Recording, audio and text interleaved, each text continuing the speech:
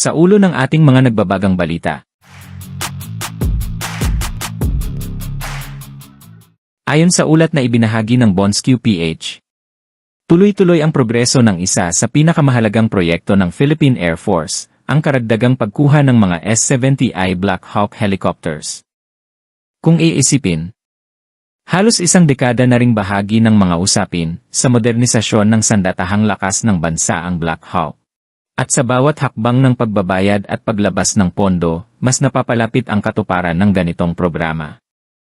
Noong ika-5 ng Agosto 2025, nagpalabas ang Department of Budget and Management o DBM ng isa pang Special Allotment Release Order o SARO, bilang bahagi ng ika-5 milestone payment para sa nasabing proyekto. Ang inilabas na halaga ay umaabot sa 8 bilyon at 256 na milyong piso. Isang napakalaking pondo na bahagi ng sunod-sunod na yugto ng pagbabayad upang masiguro ang tuloy-tuloy na produksyon at pag-deliver ng mga helicopter mula sa Poland.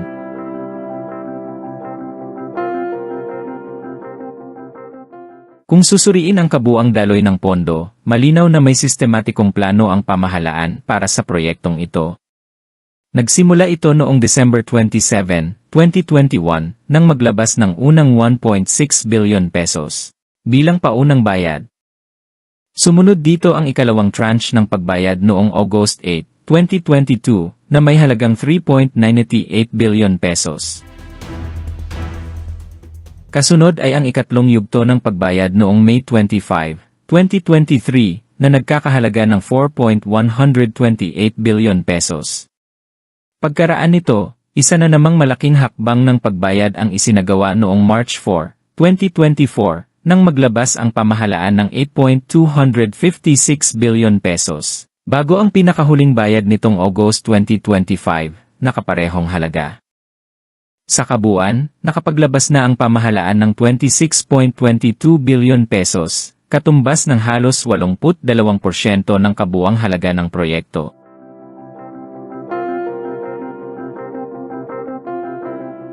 Habang ang natitirang 5.53 billion pesos naman ay nakatakdang ilabas sa susunod na taon upang tuluyang makumpleto ang kabuang bayad para sa 32 unit na karagdagang Black Hawk helicopters.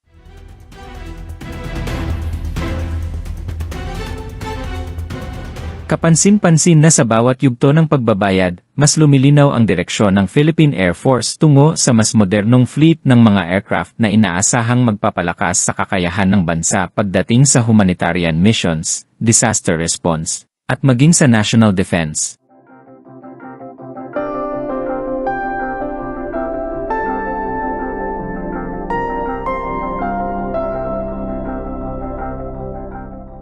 Dahil sa huling Special Allotment Release Order na ito, lumampas na sa 25 billion pesos ang kabuang pondo ng Armed Forces of the Philippines Modernization Funds na nailabas para sa taong 2025. At kung pagbabatayan ang alokasyon na nasa 35 billion pesos para ngayong taon, tinatayang wala nang aabot sa 10 billion pesos ang natitirang pondo para sa iba pang proyekto.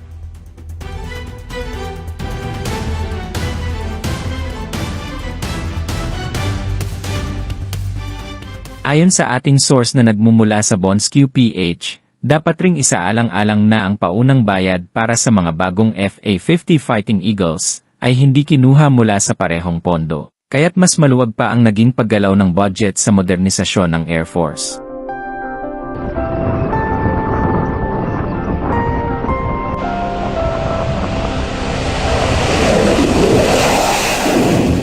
Dumako naman tayo sa iba pang balita. Hindi lamang Air Force ang abala sa mga modernisasyong ito. Maging ang Philippine Army ay nakapagtala rin ng panibagong hakbang tungo sa pagpapahusay ng kanilang firepower. Bukod sa kamakailang pagbili ng guided munitions para sa 120mm mortar system.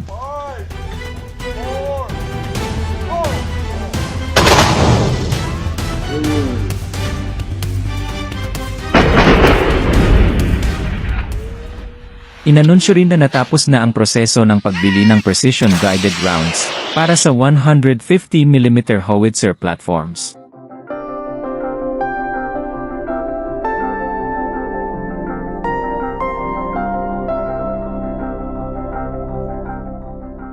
Noong Agosto ng ika-11, 2025. Formal na nagbigay ng Notice of Award ang Philippine Army sa kumpanyang Elbit Systems ng Israel para sa supply ng mga 155mm high explosive precision guided munitions.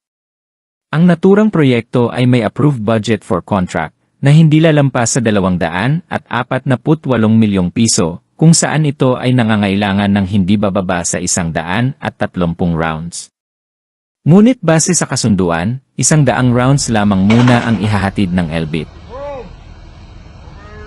Nagsimula ang bidding process para dito noong 2024 at naglaan na ng pondo ang Kongreso sa pamamagitan ng General Appropriations Act para sa parehong taon.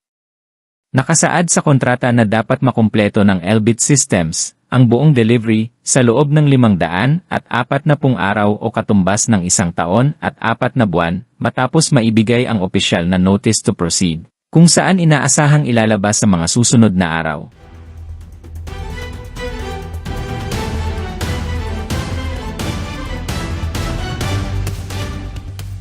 Hindi lamang bala ang bahagi ng kontratang ito dahil kasama rin sa ihahatid ng Elbit Systems ang mga primers,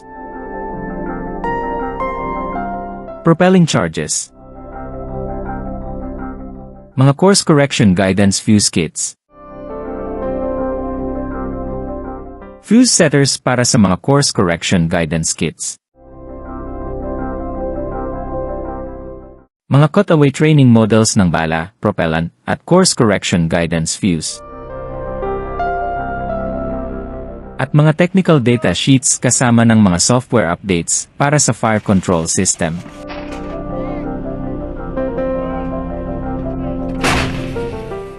Inaasahang gagamitin ang mga ito para sa Autonomous Truck-Mounted Howitzer System o ATMOS 2000 Self-Propelled Howitzer System ng hukbong katihan ng Pilipinas. Ngunit pinaniniwala ang maaari ring makinabang ang mga lumang M71 Soltam howitzers.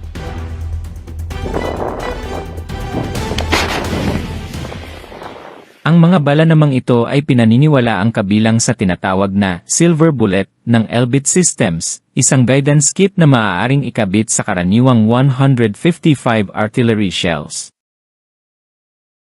Kung ikukumpara sa mas kilalang XM982 Excalibur ng Raytheon, na isang ganap na integrated precision guided round, ang Silver Bullet ay mas mura at mas flexible dahil hindi na kailangang bumili ng bagong bala. Maaari lamang itong ikabit sa mga umiiral na shells upang gawing mas eksakto at mas epektibo ang bawat putok. Sa kabuuan, makikita sa magkahiwalay na proyektong ito ng Air Force at Army ang malinaw na direksyon ng Pilipinas tungo sa mas modernong sandatahang lakas. Kung dati madalas inirereklamo ang kakulangan sa kagamitan at ang pagkaantala ng modernisasyon, ngayon ay nakikita na ang seryosong hakbang ng pamahalaan at ng Armed Forces of the Philippines upang tugunan ang mga hamon ng makabagong digmaan at upang masigurong handa ang bansa, hindi lamang sa banta ng gyera kundi pati sa mga sakunat kalamidad.